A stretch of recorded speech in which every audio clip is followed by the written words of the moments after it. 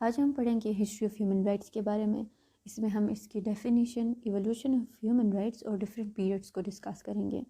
اگر ڈیفینیشن کی طرف ہم دیکھیں تو ہیومن رائٹس وہ رائٹس ہیں جن کو ایز اے ہیومن ہم انٹائٹلڈ ہیں، یعنی اس کی ایلیجیبلٹی صرف یہ ہے کہ اگر آپ ایک ہیومن ہیں تو آپ ان رائٹس کے لیے ایلیجیبل ہیں۔ ماڈرن ٹائم میں اگر دیکھیں تو ان رائٹس کو بہت زیادہ ہائی لائٹ کیا جا رہا ہے، جبکہ یہ رائٹس بہت سالوں پہلے ڈفرینٹ سویلائزیشن میں آلریڈی موجود تھے۔ ان میں جو گولڈن رول اپلائی ہوتا تھا وہ یہی تھا کہ do unto others as you would have them unto you, یعنی لوگوں کے ساتھ اس طرح سلوک کرو جس طرح تم چاہتے ہو کہ وہ تمہارے ساتھ کریں۔ اب ہم ہیومن رائٹس کے کرونالوجیکل ایولیوشن کو ڈسکس کریں گے۔ سب سے پہلا جو سویلائزیشن جس نے ہیومن رائٹس کو ڈسکس کیا تھا اور جس کی ایویڈنس ہمیں ملتے ہیں وہ یوروکاگنا لگاش ہیں۔ دو یوروکاگنا آف لگاش کے جو لیگل کوڈ ہے اس کے ایکچول ٹیکسٹ ہمیں نہیں ملتے، لیکن ڈفرینٹ اور اسکرپچرس میں اس کی ریفرنس دی گئی ہے ان لاز کے بارے میں جو اس وقت اس لیگل کوڈ میں موجود تھے۔ کچھ لاز جو اس میں موجود تھے وہ یہ تھے کہ جو بیوہ اور یتیم ہوں گے ان سے ٹیکس نہیں لیا جائے گا۔ سٹی میں اگر کوئی مر جائے تو اس کے فیونرل کے ایکسپینسز سٹی کے لوگ مل کر دیں گے، اور اگر کوئی رچ ایک پور سے پر کوئی چیز پرچیز کرنا چاہ رہا ہے تو وہ سلور کے ذریعے کرے گا، اور اس کے علاوہ اگر کوئی غریب اپنی زمین نہیں بیچنا چاہ رہا ہے تو اس سے زبردستی وہ زمین نہیں لیا جائے گا۔ اس کے علاوہ اماگی کا ورڈ بھی اس لیگل کوڈ میں تھا جس کا مطلب فریڈم ہے، یعنی فریڈم کا ورڈ سب سے پہلے یوروکاگنا آف لگاش کے لیگل کوڈ میں پایا جاتا ہے۔ جو نیکسٹ ہمارے پاس ہے وہ ہے کوڈ آف اورنمو۔ کوڈ آف اورنمو جو تھی وہ سومیرین لینگویج میں تھی اور یہ میسوپوٹیمیا کے شہر سے ہمیں ملتی ہیں۔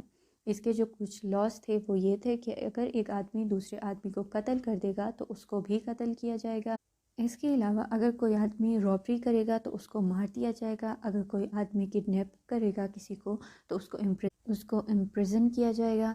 اس کے علاوہ اگر کوئی آدمی اپنی پہلی بیوی کو طلاق دے گا تو اس کو 1 مینا آف سلور دے کر پھر طلاق دی جائے گی، اور اگر کوئی آدمی ایک دوسرے آدمی کا دان توڑ دے گا تو وہ اس کو 2 شیکل آف سلور دے گا۔ پھر ہمارے پاس نیکسٹ آتی ہے کوڈ آف ہمورابی، جو ایک بہت ہی فیمس کوڈ ہے۔ یہ بیبیلونین لیگل ٹیکسٹ میں لکھا گیا تھا اور یہ اکیڈین ڈائلیکٹ میں لکھا گیا تھا۔ اس کے سٹارٹ میں ہی ہمورابی کنگ یہ کہتے ہیں کہ مجھے گاڈ نے اس لیے دنیا میں بھیجا تھا تاکہ میں غریبوں کی مدد کر سکوں۔ اس میں جو لاز انکرپٹڈ تھے وہ کوزیٹک فارم میں تھے، یعنی اف اور دین کے فارم میں لکھا گیا تھا، یعنی اف اگر یہ ہوگا پھر دین اس کی سزا یہ ہوگی۔ اس کے لاز جو پرنسپل فالو کرتے تھے وہ لیکس ٹیلینویس کے تھے، یعنی an eye for an eye and a tooth for a tooth.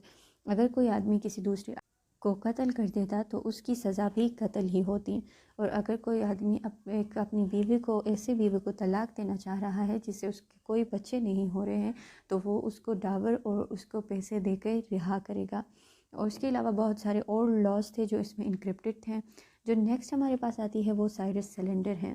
اس کی بھی اکیڈین لینگویج میں ہی یہ لکھی گئی تھی۔ یہ جو تھی سائرس دا گریٹ پرشیا کے کنگ کے زمانے کی تھی۔ یہ بہت ہی بڑے بادشاہ تھے جنہوں نے بیبیلون کو بھی فتح کیا تھا، لیکن اس کی مشہوریت کی وجہ کیا بنی؟ تو اس کی مشہوریت کی وجہ یہ بنی کہ اس نے بہت سارے سلیوز کو آزاد کر دیا اور ان کو یہ رائٹ دیا کہ وہ اپنے ریلیجن کو پریکٹس کریں۔ انہوں نے ریشل ایکویلٹی بھی مینٹین رکھی۔ اس کے علاوہ اس کے جو لاز ہیں یہ یونائٹڈ نیشن کے 6 آفیشیل لینگویجز میں ٹرانسلیٹ ہے، اور UDHR کے فرسٹ 4 آرٹیکلز جو ہیں وہ بھی اس سائرس سلنڈر سے ہی لیے گئے ہیں۔ کچھ لاز جو اس میں ڈسکس ہوئے تھے وہ یہی تھے کہ ان کو جو سلیوز تھے یا جو بھی لوگ اس کے سلطنت میں تھے ان کو فریڈم آف ریلیجن ان کو دی گئی تھی۔ اس کے علاوہ فورسڈ لیبر کی اجازت نہیں دی گئی تھی، اور اس کے علاوہ جو پریزنرز آف وار تھے یعنی وار کے بعد جن کو قیدی بنا دیا گیا تھا انہوں نے بھی رہا کر دیا، ان کو سلیو نہیں بنایا۔ نیکسٹ جو ہمارے پاس آتی ہیں وہ ہیں ایڈکٹس آف اشوکا۔ اشوکا بھی ایک بہت بڑا کنگ تھا اور وہ ایکسپینشنسٹ ان بعد میں ایک جنگ ہوتی ہے جسے کلنگا وار کہتے ہیں، جس میں جب وہ دیکھتے ہیں کہ لوگوں کو، مرے ہوئے لوگوں کو دیکھتے ہیں، خون کو دیکھتے ہیں، تو اس کو احساس ہوتا ہے کہ وہ ایک بہت غلط کام کر رہے ہیں، اور وہ سب چیزیں چھوڑ کر ہیومینٹیرینین ریفارم کی طرف جاتے ہیں۔ اور اسی وجہ سے ایڈکٹس آف اشوکا بھی بہت مشہور ہے ہیومن رائٹس کے لحاظ سے۔ وہ ان میں یہ چیزیں وہ اپنے ایڈکٹس میں یہ چیزیں انکرپٹ کر دیتا ہے کہ لوگوں پہ رحم کیا جائے، ڈسکرمنیشن نہ کیا جائے۔ پھر نیکسٹ ہمارے پاس آتی ہے کانسٹیٹیوشن آف مدینہ۔ یہ اس کو مدینہ چارٹرڈ بھی کہتے ہیں، اور یہ پروفٹ پیس بی اپون ہم کے ٹائم میں یہ سائن ہوا تھا۔ یہ ایک فارمل ایگریمنٹ تھا prophet Muhammad peace be upon him اور سگنیفیکنٹ ٹرائبس یہ مدینہ کے، ان دونوں کے درمیان یہ سائن ہوا تھا۔ اس میں مسلمان بھی تھے، جیوس بھی تھے، اور پیگنس بھی تھے۔ اس کا جو مین مقصد تھا وہ یہی تھا کہ جو اوس اینڈ خزرج کے ٹرائب تھے، ان میں جو لڑائی تھی ان کو ختم کرنے کے لیے اس کو بنایا گیا تھا۔ اس میں بھی جو لاز تھے وہ یہی تھے کہ ایکویلٹی کو مینٹین کیا جائے گا، اور جو ریفیوجی آئیں گے ان کو قتل نہیں کیا جائے گا، فریڈم ہوگی ہر ایک کمیونٹی کو کہ وہ اپنی ریلیجن کو پریکٹس کرے گا۔ اسی طرح کے لاز اس میں بھی ڈسکس ہوئے تھے، رائٹس اس میں بھی ڈسکس ہوئے تھے۔ ہمارے پاس نیکسٹ آتی ہے میگنا کارٹا۔ میگنا کارٹا جو تھا انگلینڈ میں یہ سائن ہوا تھا۔ یہ کنگ جان اور اس کے پیرنٹس کے درمیان ہوا تھا۔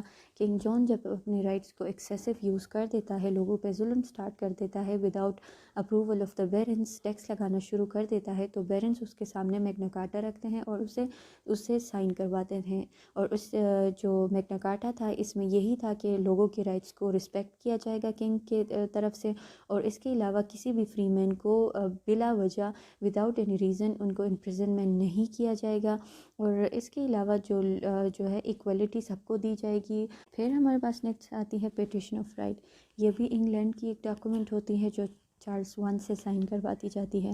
چارلز ون کے زمانے میں انگلینڈ کے لوگوں پہ بہت ظلم ہوتا ہے، ان سے بے جا ٹیکسز لیے جاتے ہیں، سولجرز وداؤٹ وارنٹ ان کے گھروں میں گھستے ہیں، اس کے علاوہ لوگوں کو وداؤٹ اینی ریزن امپریزنمنٹ کیا جا سکتا ہے، اور بہت ساری جگہوں پہ مارشل لا لگائے جاتے ہیں۔ تو پھر پارلیمنٹ اس کے نتیجے میں چارلز ون کے سامنے پیٹیشن آف رائٹ پیش کرتی ہے، اور یہ چیزیں اسے سائن کرواتی ہے کہ آپ لوگوں کی جو فنڈامنٹل رائٹس ہیں، جو ہیومن رائٹس ہیں، ان کو انفرنج نہیں کر سکتے۔